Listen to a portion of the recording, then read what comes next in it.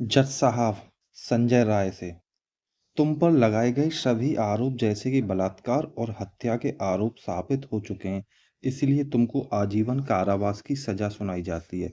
इस सजा के बारे में तुमको कुछ कहना है? संजय राय, जो आरोपी है, जज साहब से बोलता है। जज साहब, मुझे बिना किसी वजह के फंसाया जा रहा है। मैं हमेशा रुद्राक्ष की माला पहनता हूँ। अगर मैं क्राइम करता तो मेरी माला वहीं टूट जाती। दोस्तों, आज की जो सच्ची घटना है वो कोलकाता की एक ट्रेनी लेडी डॉक्टर की है, जिनकी संजय राय नाम के व्यक्ति द्वारा हत्या कर दी जाती है। और फिर हत्या करने के बाद उनका रेप करता है। ना कि रेप करता है, बल्कि क्रूरता की सारी हदें पार कर देता है। लेडी डॉक्टर के शरीर का ऐसा कोई अंग नहीं जिससे रक्त न निकल रहा हो। तो दोस्तों, आइए जानते हैं इस पूरी घटना के बारे में। संजय राय शंभुनाथ रोड पर 55/B में रहता है। यह एक सिटी वॉलंटियर है। दोस्तों, सिटी वॉलंटियर का मतलब है शहर का स्वयंसेवक। और यह वह व्यक्ति होता है जो बिना किसी वेतन के अपने शहर या समुदाय में विभिन्न प्रकार की सेवाएं प्रदान करने के लिए अपनी स्वेच्छा से बिना वेतन के काम करता है। दोस्तों, 5 अगस्त 2024 को संजय रॉय सिटी वॉलंटियर की मीटिंग के लिए सलुआ जाता है। सलुआ, जहां संजय रहता है, वहां से 140 किलोमीटर दूर है। फिर 8 अगस्त को वह वापस आ जाता है। और फिर 8 अगस्त 2024 को रात को लगभग 9 बजे किसी मरीज को लेकर संजय आरजी कर मेडिकल कॉलेज जाता है, जो कोलकाता में है। और फिर 10 बजे के आसपास वह वापस हॉस्पिटल से आ जाता है। और फिर रात को 11 बजे दोबारा इस अस्पताल में वापस जाता है, क्योंकि किसी दूसरे मरीज का आज ऑपरेशन होना था। अस्पताल पहुंचने के बाद वह उस मरीज से मिलता है जिसका आप आज ऑपरेशन होना था।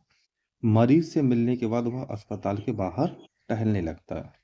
दोस्तों, इसी अस्पताल में एक लेडी डॉक्टर अपनी ट्रेनिंग कर रही है, जो सेकंड ईयर की स्टूडेंट है।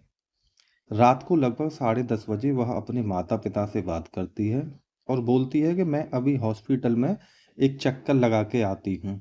मरीजों को देखने के बाद मैं वापस आकर आपको मम्मी कॉल करती हूँ।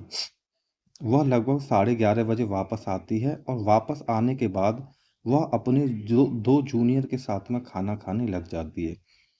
खाना खाने के बाद थोड़ी देर बात करके वह बोलती है कि मैं थोड़ी देर आराम करती हूँ। तो वह आराम करने के लिए इसी अस्पताल के चौथे फ्लोर पर एक सीनियर सेमिनार हॉल होता है, वह उसमें जाकर लेट जाती है। जो समय जो है रात के लगभग 12:30 बज चुके। संजय, जो हॉस्पिटल के बाहर टहल रहा था, वह लगभग रात को 1 बजे हॉस्पिटल के अंदर आता है और टहलते हुए अस्पताल के इसी चौथे फ्लोर पर चला जाता है, जहां पर वह लेडी डॉक्टर सेमिनार हॉल में लेटी हुई थी। थोड़ी देर ऊपर चौथे फ्लोर पर टहलने के बाद वह सेमिनार हॉल में अंदर चला जाता है और लगभग 40 से 45 मिनट बाद वह सेमिनार हॉल से बाहर निकलता है और फिर अपने घर जाकर सो जाता है। और दोस्तों, फिर लगभग सुबह के 6 बजे एक सफाई कर्मचारी सफाई करते करते जब सेमिनार हॉल के अंदर सफाई करने के लिए जाता है, तो वहां का दृश्य दृश्य देखकर उसकी चीख निकल जाती है। वह लेडी डॉक्टर जो सेमिनार हॉल में लेटी हुई थी, वह अर्धनग्न अवस्था में मृत पड़ी हुई है और उसके प्राइवेट पार्ट से रक्त बह रहा है। उसकी आंखों से रक्त बह रहा है, उसके मुंह से रक्त बह रहा है, उसके शरीर के लगभग हर एक हिस्से से रक्त बह रहा है। यह हॉस्पिटल शहर का एक नामी अस्पताल है। हॉस्पिटल का नाम खराब ना हो, इसलिए पहले इस केस को दबाने की कोशिश की जाती है। लड़की के माता पिता के पास पहले कॉल किया जाता है कि आपकी लड़की की तबीयत खराब है। फिर उसकी थोड़ी देर बाद कॉल किया जाता है कि आपकी लड़की ने आत्महत्या कर ली है, आप हॉस्पिटल आ जाओ। जब लड़की के माता पिता हॉस्पिटल पहुंचते हैं तो पहले 3 घंटे तक तो उनको लड़की से मिलने ही नहीं दिया जाता है। फिर 3 घंटे बाद लड़की के माता पिता को लड़की की बॉडी दी जाती है और वहां फिर दोस्तों पुलिस आती है। उसके बाद लड़की का पोस्टमार्टम होता है। फिर पुलिस वहां जाकर लड़की की बॉडी पड़ी हुई थी, वहां से कुछ सबूत इकट्ठा करती है। तो वहां पर उनको एक ब्लूटूथ डिवाइस मिलता है दोस्तों, जहां पर लड़की मृत पड़ी हुई थी उसी जगह पर। उसके बाद अस्पताल के सीसीटीवी कैमरा चेक किए जाते हैं, तो सिर्फ एक लड़का था जो उस सेमिनार हॉल में गया था। वह 40 से 45 मिनट बाद वापस लौटा था, वह था संजय।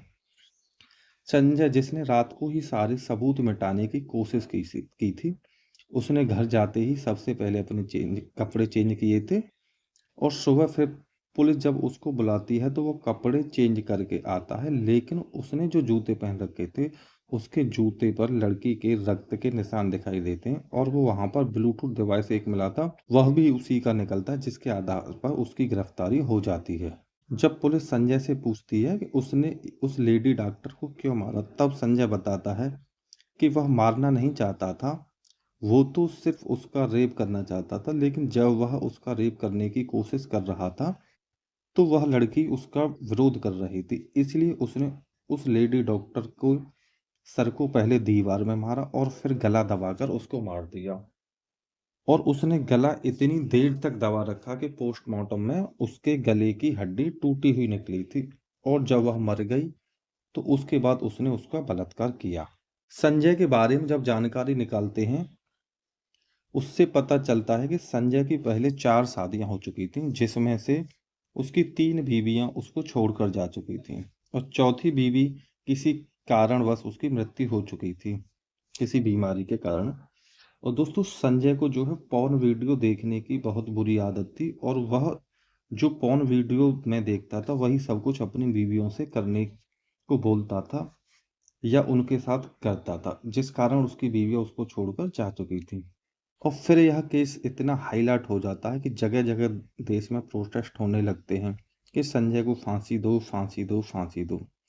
और फिर यह केस हाई कोर्ट में जाता है, जहां ममता सरकार से जल्द जवाब मांगा जाता है। ममता सरकार बोलती है कि हमें 7 दिन का टाइम दो, हम 7 दिन में आपको जवाब दे देंगे, लेकिन कोर्ट बोलता है 7 नहीं, आपको सिर्फ 5 दिन का टाइम दिया जाता है। 5 दिन में जल्द से जल्द जवाब दीजिए, वरना उसके बाद यह केस सीबीआई को सौंप सौंप दिया जाएगा। और दोस्तों, पुलिस जवाब नहीं दे पाती है और केस सीबीआई को सौंप दिया जाता है और सीबीआई केस की इन्वेस्टिगेशन करती है, जिसमें यह पता चलता है कि लेडी डॉक्टर का मर्डर और बलात्कार संजय ने ही किया है और फिर उसके बाद संजय को आजीवन कारावास की सजा सुनाई जाती है। और दोस्तों, संजय अभी जेल में अपनी सजा काट रहा है। दोस्तों, आपके हिसाब से संजय राय को आजीवन कारावास होना चाहिए या फांसी? कमेंट में अपनी राय जरूर दें।